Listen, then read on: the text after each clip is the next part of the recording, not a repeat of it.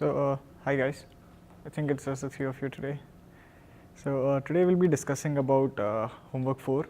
So it's going to be released next week. We'll be discussing about how you are going to implement attention networks. It's going to be a bit nasty in terms of implementation because there's going to be many different parts that you'll have to implement. So the topics for today is we'll be briefly discussing about what attention exactly means.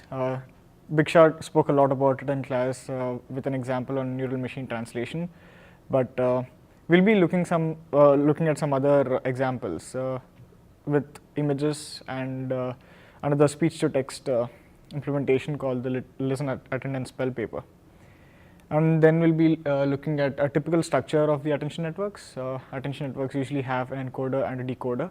So we'll be going over it. We'll be going over the troubles that you might probably face while implementing these networks.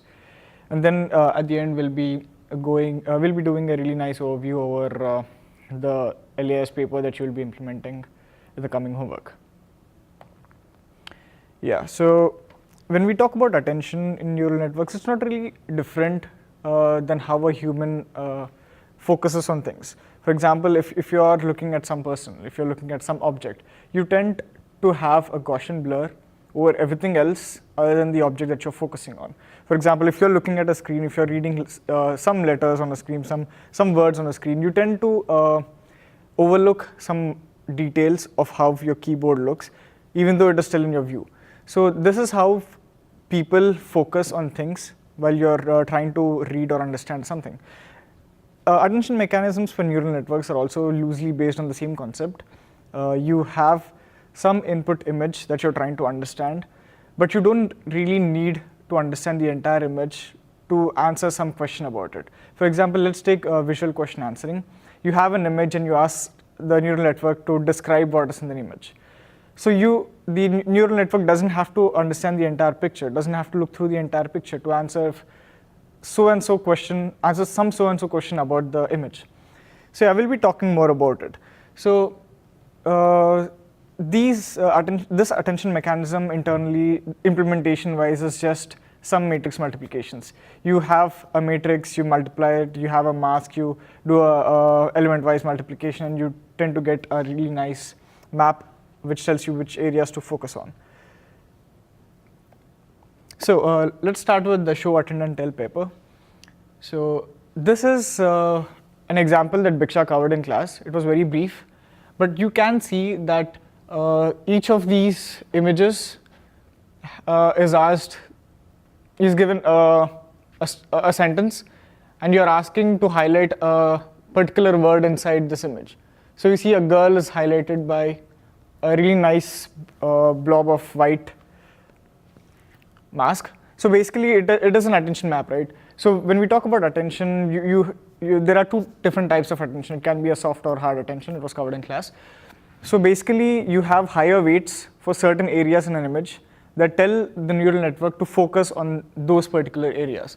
So you basically have a mask, which is all zeros here, but just has higher values where the girl is. The corresponding areas in which relate to a girl are highlighted by the white blob.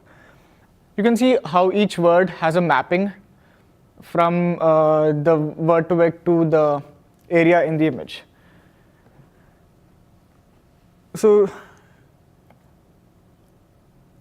how do we do that is basically we generate an attention mask, and we also have the images. Once you have an attention mask, you just superimpose it with the image that you have, which gives us a really nice visualization of what exactly the neural network is trying to do there.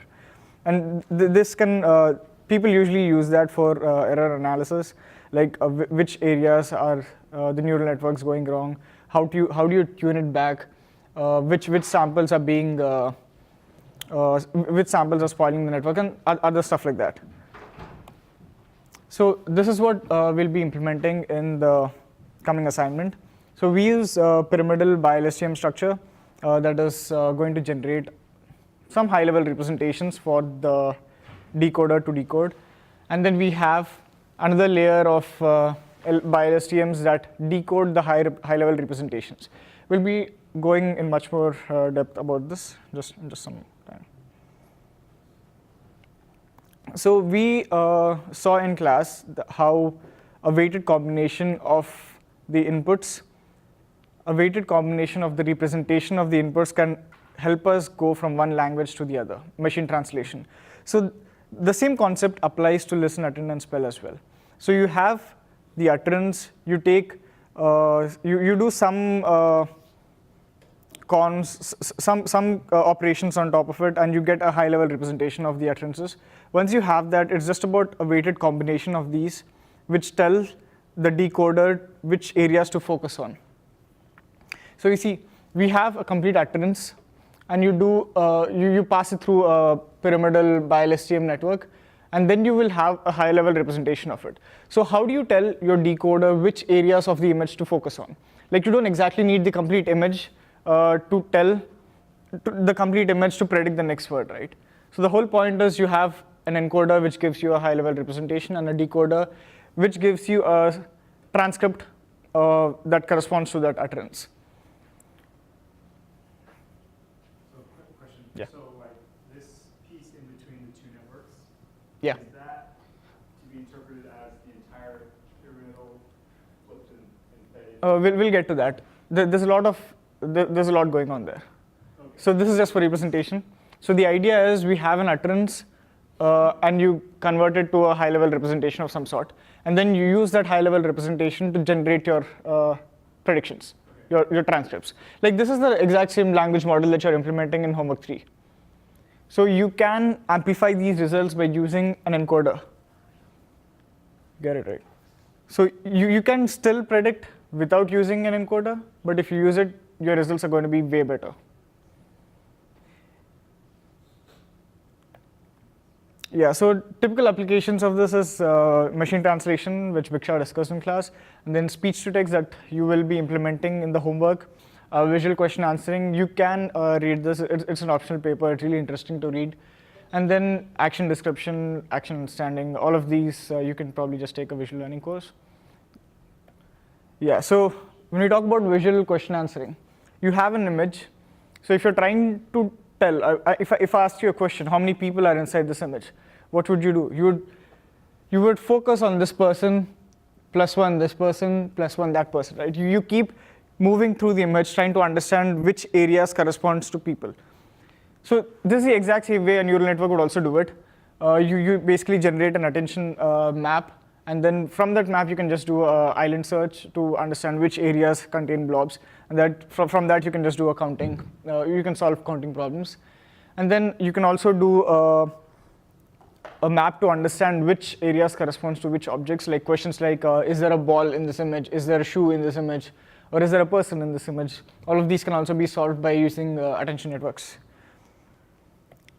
Yeah, so this is the architecture of the VQA paper. So you have the image. So again, any attention network has two parts, an encoder and a decoder. It might not be very explicit, but yeah, you still have some sort of encoding and decoding going on. So the input image is passed through an encoder. So an encoder here is a bunch of CNN layers. You pass it through it, you get a feature representation of it. You hold it there, and then you have your input question. You pass this input question through a sequence of RNNs or LSTMs, and you get some query out of it. So you have a query, and you have a high-level representation of the image. So you do some operations here, and you try to find which areas of the high-level representation makes more sense for the given input. So with that, you produce a weight distribution of attentions, and then you just superimpose with the image to get a really nice attention map. So this is going to be a basis for any attention network you might want to implement. So these are the papers which showed some really amazing results. All right, quick question. Going back to the Yeah. image. So your weights that you have to your attention, Mm-hmm. what is so like how is it turning the question into, it's been trained on that question before? Or? Yeah, you train it on that basically. So it is probably, I don't know. So all it is doing is learning word mappings from the input question to the images. So what comes together many different times. So if you're asking what color shirt is a referee wearing, you get some high-level representation, and you also have the map, which eventually tells you. You keep doing that enough times, you learn mappings from the text to areas in the image, what occur very frequently together. So attention is more about finding mappings from one modality to another modality, or one input to another input. So if you have an utterance and if you have a text, all you're doing is you're finding a mapping from word in the text to some certain areas of the utterance. So you do that enough times with enough number of samples, the network will get very good at predicting which areas of the utterance are important enough to predict the next word. So it's all about that. Eventually you will get a hang of it. Let's move ahead. Is this attention matrix learnable? Yes. Oh, so you basically learn the weights. You learn the weights of so you learn the con weights, you learn these weights, and when you keep doing the operations of fusing, it's called what do you call it? So you basically just do some matrix multiplications to get the attention maps. So this is just a way to initialize the attention matrix. Way to initialize? Yeah, so from the input question to attention prediction, this is just a way to initialize the attention matrix. So I think this will be cleared just a few slides down. Yeah. And another application is having multimodal inputs. For example, you have an image and you need to understand it. You have a video and you need to understand it. For example, there's a person speaking in a video and you need to understand his emotion. It is very difficult. I mean, you can still do it by just using images, but it would make more sense to understand what the person is saying and interpret two of these modalities and understand how they work together. And to do this, you have really nice ways to mix these up. You do your typical image understanding, image classification, or other stuff, and then you use the speech modality as a complementary input that you can use to have a much higher confidence score while you're telling what is happening in the scene. So yeah, attention can work in many different ways. It can help you fuse complementary features. Like this example, if you're trying to differentiate between a parking lot and some active traffic scene, you can probably just use speech, audio, and video to do that, instead of just relying on one modality. Yeah, so coming back, typical architecture of an attention network, you have an encoder and you have a decoder. So encoders can be anything. It can be a bunch of CNNs, it can be a bunch of LSTMs, it can be a combination of any of these. So the whole point of an encoder is to produce a high-level representation. And then you use that, you fuse it with the decoder network in some smart ways, and you generate a seed for the next cell that you're next cell in your network. So you keep doing that. The network is not just depending on one input. You can fuse features from different inputs that cover a much wider field of view, something like that. Let's get there in a while. And yeah, in the end, it's just about a simple softmax. You train this, you train a decoder basically, and through the decoder, you train the encoder. You don't really have any labels for the encoder. Encoder is trained jointly with the decoder. Yeah, so these are really cool technologies that are very recently developed. In fact, encoder-decoder networks are like the core technology of Google's translate service, and you will eventually realize the importance of this. So again, let's get to encoders. Encoders are, again, I think I just discussed this, right?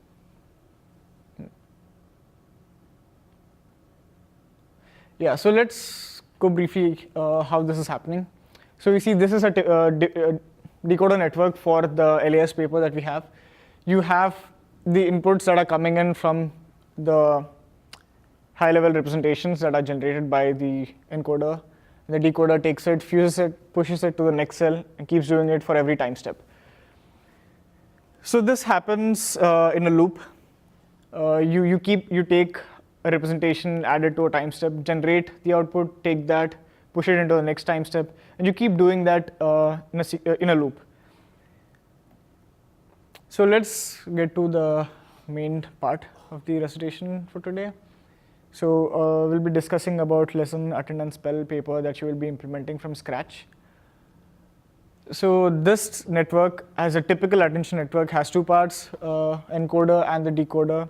The encoder is named as the listener, and the decoder is called the speller in this paper. So what we are doing here, we are taking utterance.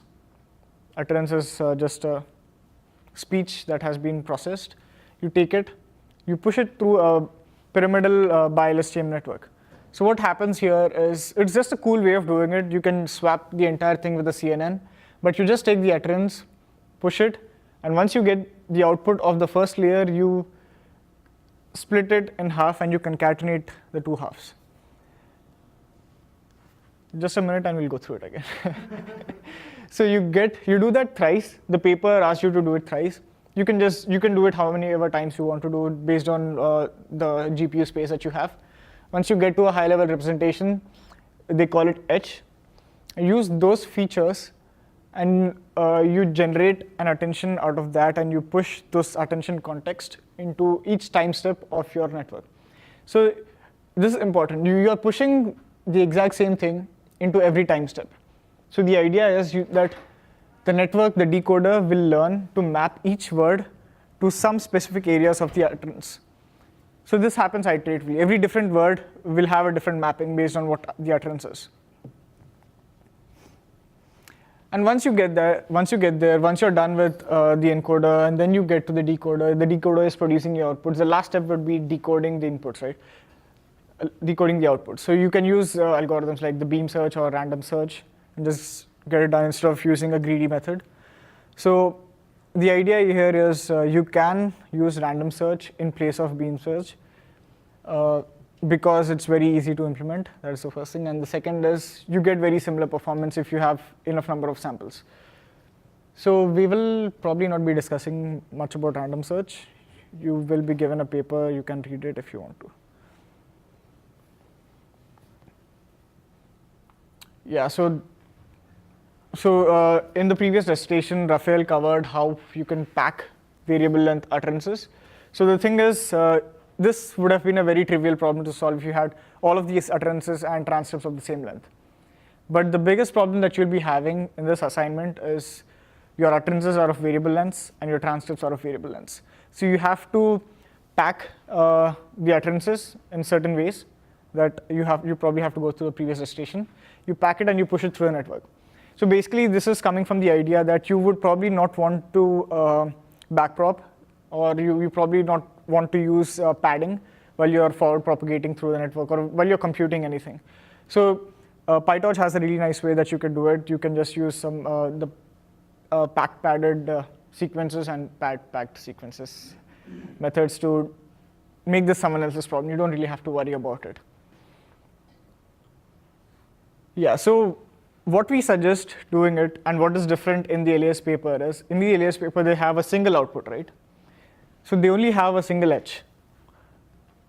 So instead of doing that, you can take two outputs out of it, two projections out of the output of your encoder. So the idea is the network learns to generate a key value pair. A key value pair in the sense you use a key to go through the values. So what LAS does is they just use one vector that is coming out, you use that, and you just push it in. So you sort of lose the values that you have, and it doesn't really give you that good of a performance than just using two different projections from the output.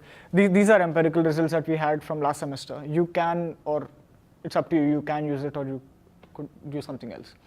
So what you do is you take two outputs called the attention key and value pair from the output of the pyramidal by LSTM network, the encoder. You take both of these, and typically it'll be much more easier for you if you just make them the same length. So the same number of units. The projections are identical. It's just that the weights that are being learned are going to be different. We'll discuss that in more detail in just a few more minutes. Yeah, so again, reiterating it, after each layer of the BiLSTM, the length of the utterance is being halved. So by that, I mean that if your utterance is of length L and the frequencies are 40 or 64, whatever it is, you basically cut the utterance in half, so the length becomes L by 2, and your frequency dimension doubles. So it's more like a reshape operation that's going on, a view operation that's going on. You just take this part and you put it on top of it. So that is what the paper suggests you to do. You just concatenate the outputs of the network and stack it on top of it. So you can either do this, or you can just do mean pooling, or you can just do some operation that you think might work better. It's up to you. The paper suggests you to concatenate, but you can do something else.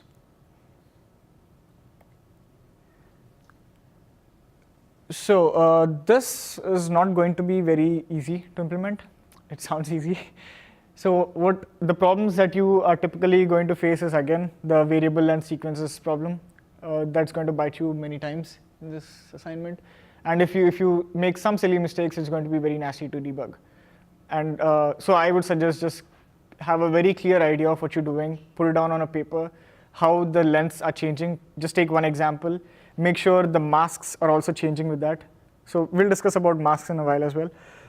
Yeah, so you have to be very meticulous while you're doing this, because if you get into loops of errors, there's no one who can pull you out of it. You have to start from scratch again.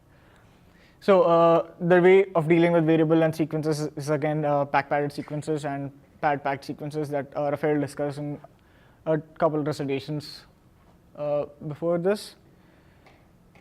Yeah, so if you can choose to use it, or it's up to you. If you don't want to use it, it's fine. You can still do your own generation of padded sequences if you think you really have the time to spend on it. But people have already done it, so our suggestion is don't get into those troubles. You'll have a lot of other things to face. And coming to the view method, so basically when you have a tensor stored in memory, you store it in a slot, and you only have that slot with you. You don't have memory, any extra memory. You might or might not have it. So what happens is when you try to reshape it, you're taking some variables and you're projecting it into a different dimension. So this might give you some errors in how the memory is stored, because you might have different parts of this variable stored in different sectors. So if you're trying to get it close, view method doesn't really work with it. So I think PyTorch throws an error, but if it doesn't, you probably might have to look at reassigning that variable to a new memory location. It's a simple command. It's called contiguous, dot contiguous, and it takes care of itself. It's just that you understand why that's happening. And then masking is going to be a huge problem, because you're dealing with variable length sequences that keep changing its size from each step, each layer to another. So if you have a length of L here, the sequence is going to be L by 2 in the next step. And with the sequence, your mask is also going to change. So your mask is also going to be in half. It happens with every layer. So if you screw up one single layer, if the mask is off for one single layer, it's going to screw up your entire computation. The problem is with masking is, it's not that you're not going to get results. You are still going to train something, but you will never reach optimal results if you have a bug in your masking. And no one will be able to debug that. You will never understand why your network is failing. So masking is a tough problem. You have to be very careful about that. Yeah, so overall what happens is you have utterances, and you produce 3 different outputs from the encoder. That is our suggestion. It's up to you. Implementation is your thing. But you have 3 outputs. One should be a key, one should be a value, and one should be a mask, telling you which areas of these keys and values are important and which areas should be ignored. Right? So you have a set of variable length utterances. So when you keep dividing it by half, in the end you will end up with some utterances that, and most of them might still be shorter than the length of the longest utterance by 4, right? Yeah, you will understand this while you're implementing it. So you just have to keep that in mind, that your masking is always spot on. So yeah, coming to the decoder. So this is again going to be a bit more trickier than the encoder. Encoder is actually pretty straightforward to implement if you get the masking right. So the decoder is going to be even more troublesome because all this while you're just implementing an LSTM class, which takes care of the looping through the different time steps, right? You never looped through a single time, the different time steps in your network. You always assumed that you just gave in some set of sequences and the network does it for you. So here you are introducing a new attention mechanism that involves you adding some features that are coming from the encoder into different time steps of the network. So the attention context is added at every time step, right? It is added as an input at every first LSTM cell. So for this, you will have to have a much higher level of control as compared to an LSTM class. So there is this class called the LSTM cell class that allows you to deal with specific inputs and outputs to the LSTM cell. So you actually control it. You control what is going into the cell and you control what is coming out of it. So you have the memory state and you have the outputs of the network. It's also called the hidden state, weirdly. So you have two of those coming out of each LSTM cell. You loop through it. You take the outputs. You compute your attention. You add the attention to the adding in the sense you just concatenate with the embedding that is coming out of each LSTM cell and you push it to the next time step. So this happens in a loop. It's going to be a bit complicated to implement. Yeah, so the paper asks you to concatenate the outputs and the attention, but it's up to you to choose it. You can choose to concatenate, or if you want to do some really cool way of combining both of these together, you can do that. But let's just stick to implementing the baseline first. Once you get there, you can try all different sorts of fancy things. Yeah, so key takeaway, you cannot use the LSTM class in this. You have to use the LSTM cell. So it's two different implementations of LSTM. It is a complete LSTM in a pyramidal by LSTM in your encoder and a bunch of LSTM cells looped over in your decoder.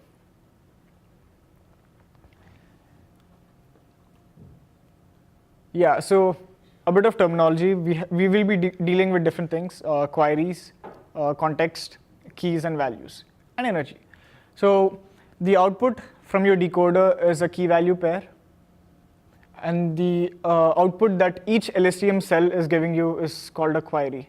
So you basically use a query to find specific areas in your key to understand, to basically generate an attention map and use that attention map to get your attention context from your values.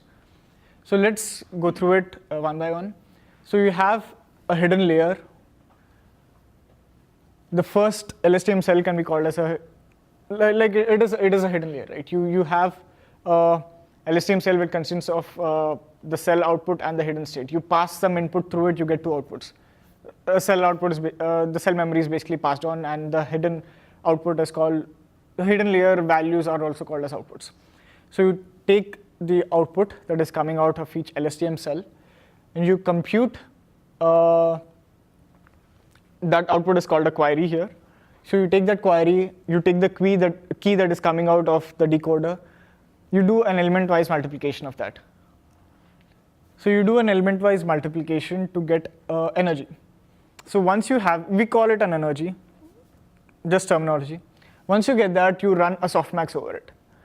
Softmax is basically giving you a really nice probability distribution over different time steps, right? So what's happening is when you just combine both of these, you have a key, you have a query, you combine it, and you're trying to do a softmax. So you're basically telling the network to learn which areas give you the highest activations or the highest outputs for these combinations. So once you get that, you have a really nice probability distribution that tells you which areas to focus on inside the attention, right? Are you getting it? Do you have any doubts here? So, real quick question. Is the same sequence fed into the decoder as the encoder? Is the same sequence being fed in? The same transcript, you mean? Yeah. Yes. So each utterance has a corresponding transcript, right? So two different things. Think about like a sound file that's variable length. Mhm. You're feeding in to the pyramidal LS10, which is your encoder, Yes. and you're feeding that also into your decoder. Oh, so two things here. So you have an utterance and you have transcripts. So the idea is to get from speech to text, end to end. So you just speak something in front of the computer, and the computer needs to generate a text file for it. So you won't be doing complete speech to text. You're already given utterances which are processed. So there's nothing physical here. You have an utterance, you have the corresponding transcripts given to you. All you have to do is, if I give an utterance to the network needs to generate a text output for that, a complete speech to text engine, right? Yeah. So the keys basically are outputs of the encoder network, which is a high-level representation of your utterances, and the query is a representation of your transcript or the word embedding that you give it, right? So you're basically trying to find a mapping from the word embedding to areas inside these utterances, or the representation of these utterances. Yeah. So what you do is you take the key that is generated from the utterances, you take the query that is generated from the word embeddings, and you fuse it. You fuse it, and then fusing here is basically just element-wise multiplication. After you fuse it, you run a softmax over it to get a probability distribution of which areas of the utterances or the combination of utterances and the text embedding or the word embedding is giving you highest results. Once you get that, it is sort of like having a map, isn't it?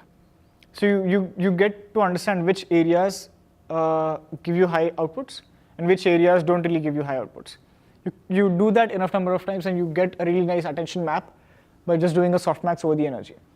You take the attention map, and then you have another set that is generated from the network, another projection, which is called, we call them the values, right? So this is why you use values. You take the attention map, you apply it on top of the values.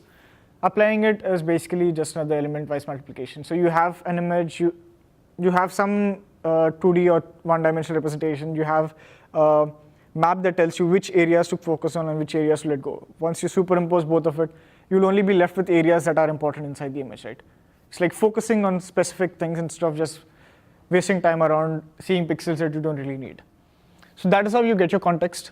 You just use the attention map over your values, use your context, and you take this context, you just concatenate with the inputs to the next cell, and you keep repeating it at every loop. So this, honestly, attention is probably the simplest thing to implement here. The biggest problem would be how are you dealing with masks again? Yeah. So this is what they asked us to do. You can just concatenate, or you can mean pool, do whatever you want. Let's just stick to the baseline first, and then you can probably look into other cool, fancy stuff. Yeah. And just to be super clear, when you talk about problems with masking, it's mostly like problems with variable length. Yes. How Yes. do you Yes. you then have to cut that out as you're training it. Yes, exactly. So I keep mentioning the problems of masking because around more than 50% of people got stuck in this last semester. So you really need to know that masking is going to be a problem if you're sloppy about it. And you're not going to get out of it. You'll have to start from scratch. These are nasty problems that you might get into. So you have to really be careful while you're implementing it. It's very easy to get lost. Yeah, so let's look at the entire picture now. Encoder, decoder, you cannot train the encoder without the decoder. So encoder is basically generating values for the decoder. Like there are some really cool ways people have been doing it, like generative latent optimization, I guess. But I still don't get that shape, honestly. So you typically need the decoder to train your encoder, because encoder is basically teaching itself the most optimal values to generate so that the decoder can perform well, right? So decoder itself is a standalone network. It can work very well even without the encoder. Encoder helps it boost the results in many magnitudes. Yeah, so another problem with PyTorch is you don't really have a graph to show you how the tensors are flowing inside. So it is going to be really difficult to debug problems that come in the connections between both of these. So you might think that the network is learning, but at times you would realize that there is no backpropagation going out for the encoder network. So these are also some really difficult problems. You have to be careful, and if your network is not really performing as good as it should, it probably could be a reason that the connection is broken. So there is no flow of tensors from the listener to the speller.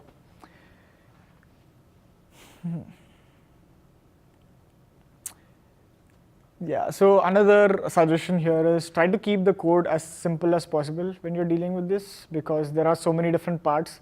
It's very easy to get lost. And if you have some really fancy code structure, I don't think any TA could also help you, because things keep flowing around so badly. It's very difficult to keep track of it. So contain code, keep it really nice. Don't use functions where you don't really need them, because it's just complicating things, right? Keep it simple so that it helps you with debugging. Yeah, again, masking. Any questions? Okay. So masking, again, could be a huge problem, as I've been reiterating it. Why? Because you'll be doing a lot of squeezing, a lot of concatenating, a lot of changing dimensions, unpacking, packing. So even if you're wrong at one single step, the entire process goes wrong, right? So your packing is off, your unpacking is off, you're training right from the start to the end, till the time you compute your softmax, till the time you compute your loss, it's going to be flawed. So you have to keep this in mind. Yeah, so we've discussed about how variable length is important. And speaking about it, the whole point is when you're backpropagating through values, you need to ensure that you're not backpropagating through padding, right? Padding should not, the effect of padding on backpropagation should be 0. Like, you should not be wasting time on it. So the simplest way you can do it is you just take your outputs till your loss, and you just take them. You also have a mask which is coming with you till the end. Just do element-wise multiplication, and then you backpropagate through that. Because if you're going through zeros, it doesn't really make any difference. Loss is basically computed on a scalar, right? So if you just zero out the outputs and you sum it up, there is no influence of the 0 elements on the sum. So it's not going to affect your computation. While implementing, you will understand it. Okay, so another thing is we spoke about how to train it, which is really cool. But another problem that you will be encountering in language models is the model getting stuck in predicting loops. Like, you keep predicting errors and you don't ever recover from them. You just keep predicting the wrong things. So you can use a trick called teacher forcing. Yeah, let's start with teacher forcing. So teacher forcing basically helps the network not predict errors. So what you do is at times, so generally when you're training a language model, you only give it the ground truth, and you correct the output that you're getting based on the ground truth, right? So instead of doing that always, instead of just using the ground truth to train your language model, at times you just take the output of the network and you push it into the next state. Getting it? So instead of just using ground truths, you take the output of the LSTM at that time step and you push it in as the input for your next time step. So in this, if you do this, what happens is, if your network is generating some wrong words, you also teach the network to recover from those errors, right? Even if you predict one wrong character or one wrong word, you can get back and you can retrain, get to the original sequence that you have. So this happens, you should not be doing it forever, because that would just train the network to produce rubbish. So this would be based on some probability that you decide. So if it's a probability of 0.5, 50% of the time you'll be using your ground truth to train it. 50% of the time you'll be just taking the outputs of your network to push it in. So this helps play around with dealing with errors. You should probably not be having 50%. What was any idea what the ideal value was for teacher forcing? 0.2 or something like that, isn't it? 0.1. Yeah, 0.1. It should be very less, just to deal with errors and not to get stuck in loops, obviously. Yeah, so again, so we spoke about how the decoder works. It's a language model. All of you have been implementing it in homework 3. So if you look at it, this is a really tough problem to solve, right? First, the network should learn to decode, then the network should learn how to encode. It happens jointly. So instead of that, what you can just do is you just train your language model first. Train it as well as you can. Save those weights. And once your language model is trained, now you can add your encoder, use it to amplify your results. So this sounds really cool in practice. This sounds easy to implement as well, but it would have been easy. But we are adding another part for the network, so it might not be that trivial. You have to add context. You have to append that context to every layer. So this might be a bit complicated based on how good you are at code. And you have to load the weights cell by cell or layer by layer. It's going to be some effort, but it's definitely going to save you a lot of time. So it might be a really nice concept. You would want to learn using pre-trained weights. It's going to help you a lot in other assignments as well. If you're going to do a project tomorrow, so it might be very helpful. And lastly, you have a really nice trained network, and you still are not getting to the top of the leaderboard. Why could that be? It's probably because you're just using a greedy algorithm, right? You're just using a greedy search. So there are some really nice ways in which you can get done with this. Probably use BeamSearch, or BeamSearch is a bit complicated to implement. But if you've done the bonus for homework 3 part 1, you could probably just use that code. Or you can just use random search. Random search empirically has given really good results for us last semester. And it also takes much lesser time to implement as compared to BeamSearch.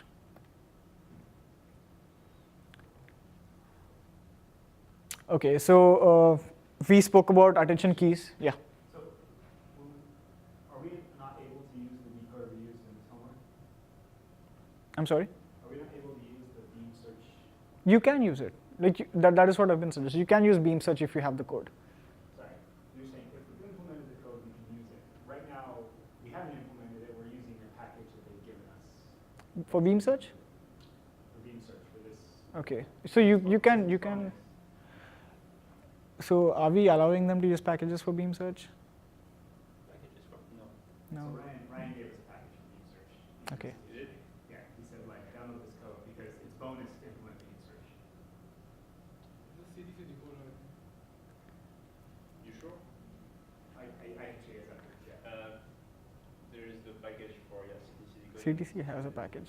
So there's another also package for BeamSearch. Yeah. Okay. Okay. So you just sold out Ryan. Sorry. And I'm Okay. doing it as well. Yeah. Professor's going to be seeing this. Yeah, so you can use BeamSearch if you implement it, but I don't think we'll be allowing you to use packages. Okay, so we've been talking about projecting the outputs of the encoder into a key and a value pairs, right? So by projection, we just mean that you can take the output, you take the high-level representation, and you use linear layers to push it out in 2 different streams. So we would suggest that you use a linear layer of size 256 because it's given us really good results, and going any higher than that, I don't think it's necessary. It would just be eating up space, and if you want to try it, you can try it, but we just suggest you use 256. It has given us really good results. Yeah, so this initially might be a bit confusing. You might be thinking, why do I have to take 2 parallel projections out from the same output? It makes no sense to me. But think of it this way, right? You need the exact same dimensional outputs. You use one to get to compute the attention, and use the attention to get the context out of it. So it is like a really nice triangle. You use this, compute the attention map, use the map to get the context out of the values that you have from the direct output of the network. So this is really nice.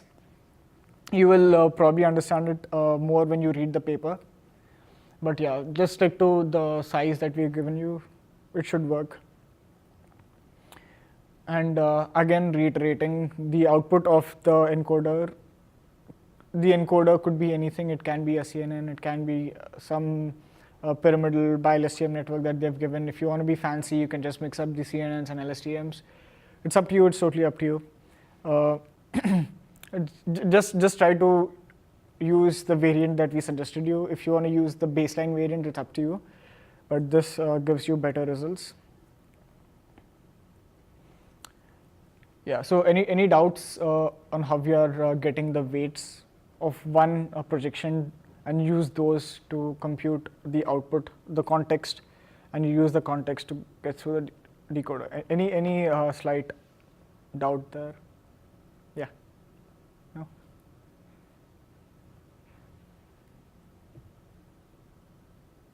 No?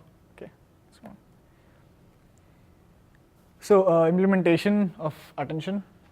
This is how the shapes keep changing.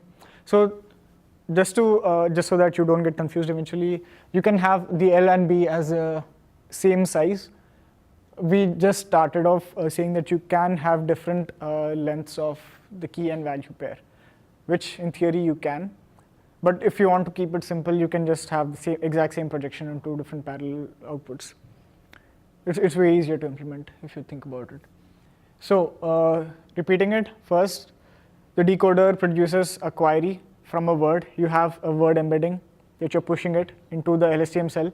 You have some output. You hold that output, call it a query.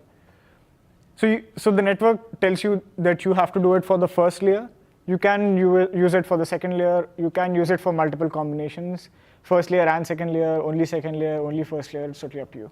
You can add attention in any layer that you want to. So first, in any case, if you're doing it, first you get a query out of an LSTM cell. The query, let's suppose you have the shape is n cross A, A being the length of it, n being the frequency or the number of, okay, this is the batch size, I think so. Yeah, and then you get the query. You use that query to compute attention map from the key that you have as the output of your encoder. So basically you just use element-wise multiplication for that. You take that, you multiply each element with the corresponding element. You can only do that if you have similar sizes, right? So once you have that, you have an output of this. We'll call that energy. So the first step gives you a query. The second step gives you the energy. It's just terminology. You take energy, and then with that energy, you compute an attention map. So how do you do it? You just use a softmax over all of those values. You get a really nice probability distribution of which time steps that you have to focus on the utterance, because utterance is basically on time, right? The length is time. And then you get the attention map. And with that attention map, you just do another element-wise multiplication with the values. Is that sinking in? You need to be very good with these concepts before you implement it. So you get the attention, just concatenate, and you just repeat everything we've spoken about before this. So yeah, it's going to be a short recitation. Word of advice: this is going to be really heavy to implement. It's going to take up a lot of your time. If you're planning on starting it just 1 week before the deadline, you're not going to make it. Most definitely not going to make it, because you also have to factor in all the bugs you'll have to debug. Yeah, and so there is, if you're planning on waiting till the end so that we give you a baseline, it's not going to work, because we already gave you a baseline. The LAS paper is the baseline, so you just have to implement it. That's all you have to do for homework, to be honest. Just implement the paper, get to the top of the leaderboard maybe. And the cutoffs are going to be high, because it's going to be higher than last time. High in the sense lower than last time, because we are giving you a lot more information than we had. We just had a paper and a few posts on Piazza last semester, but you have an entire recitation that went through how you are going to implement this. We had an entire recitation on how you're going to deal with variable length sequences. So the cutoffs are going to be tougher, and I believe the competition is also going to be fierce as compared to last semester. And yeah, again, just keep everything simple. Just don't have 10 different files for different functions or different classes. Try to keep it structured. Minimize the amount of code that you're writing. Just make sure that you don't use different functions if you're just going to call it once. Like the rule of thumb is if you're going to use more than 5 lines, more than thrice inside the code, you just make a function for it, right? If you have one single line and you're going to use it twice or thrice in your implementation, you don't have to make a function for it. It's just complicating your implementation. So make sure you follow some good coding practices so that TS can help you what exactly is going on in your code. If the implementation is wrong, you'll just be wasting time at the office hours. You'll be wasting your time debugging. Just try to have a really nice structured code. So that's about it. That's all for today. So do you have any questions? So this is the last homework, right? Yes, this is last homework. Yeah, this is the last homework. And we are not going to be having different parts for this homework. It's just going to be one part. And you'll be getting more than a month to implement this. So if you think about, if you want to know what the load is going to be for this homework, just take this into account that homework 3 was just for 2 weeks, and this is going to be more than a month for a single part. Yeah. Is it? Yeah, I mean almost a month. Did you get that? What?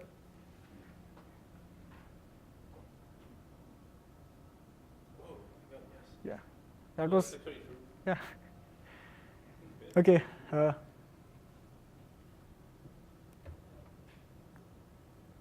Thank you then. Thanks for coming.